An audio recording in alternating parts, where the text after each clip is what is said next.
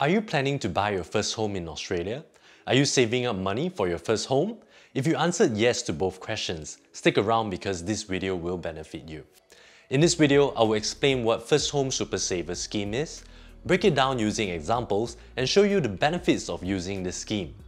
Hi, I'm Johnny, and in this channel, my goal is to make personal finance as simple and as practical as possible for you and I. I cover personal finance topics such as saving money, paying off debt, investment, and cryptocurrency. If this is your jam, please like, subscribe, and turn on notifications to begin this journey of learning together. A quick message before I continue with the video: I'm not a financial advisor, and the content of this video is not financial advice. The topics that I will discuss in this video are for informational and entertainment purposes. So Johnny, what is the First Home Super Saver scheme? The First Home Super Saver scheme, short for FHSS, is a scheme introduced by Australian government to help first home buyers save money faster for a house deposit. It works by allowing you to save some of your income inside your superannuation fund. Yes, that's what the word super means in the First Home Super Saver scheme. It means superannuation, not super when you say Superman. But it's still super great though, because the biggest benefit you get from this scheme is paying less tax with the concessional tax treatment of superannuation. So Johnny, you're saying I get to pay less tax, but how much lesser tax do I need to pay? Instead of paying your marginal tax rate, based on your annual income, which can go up to 45%, you pay a discounted tax rate of 15% from the money you save inside your super fund. That's a saving of up to 30%. Holy cow, that is huge. But wait, there is a catch, right? There's always one. At this moment, you can only save up to a maximum of $15,000 per financial year, and up to a total of $30,000 across all years. With the new 2022 federal budget, the government increased the maximum amount to $50,000 starting from 1st of July 2021. This is awesome because the more money you can save, the lesser tax you need to pay. That's great, Johnny. I get to save a lot of tax money. But how much do I earn from my contributions to the super fund? That's a great question. The contributions under the scheme don't earn the same returns as the rest of your super fund. The return rate you get is based on the shortfall interest charge rate, SIC, updated quarterly by the government, which is currently at 3.01%.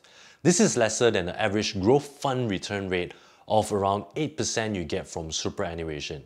But it is still higher than the average return you get from normal savings account, which is around 0.05%. When the time comes to pay your first home deposit, you can withdraw the money that you have contributed to your super fund plus whatever interest earnings you get from your contributions.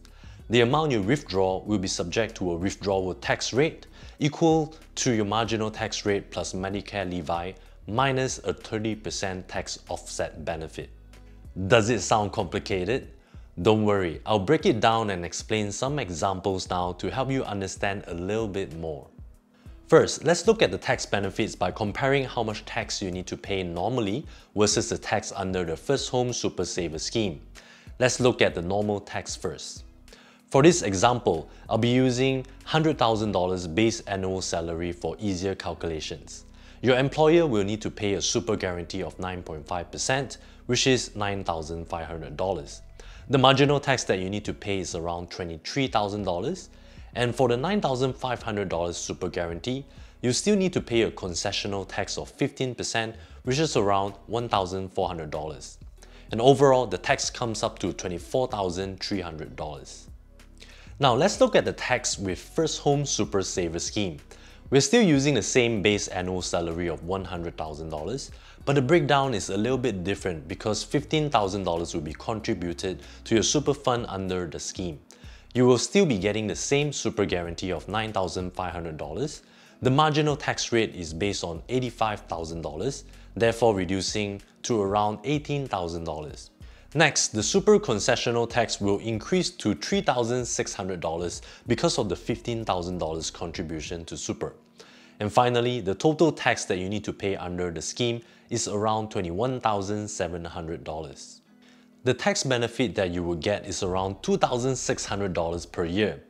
If you were to save $15,000 every year for 3 years, you will save a total of $7,875. Next, we're comparing the difference between saving in a normal savings account versus the First Home Super Saver scheme. For this comparison, I'll be using a duration of 3 years in order to maximize the savings under the scheme, which has a limit of $50,000. We'll look at the normal savings first. The balance after deducting the tax for a year is around $9,800, and if we multiply that by 3 years, you will get a balance of $29,400. For interest calculations, I'll be using 0.05% because the normal interest rates right now is really low. I know there are some special high interest savings or term deposit accounts out there, but most of them comes with requirements such as age and minimum deposit that some of us can't meet.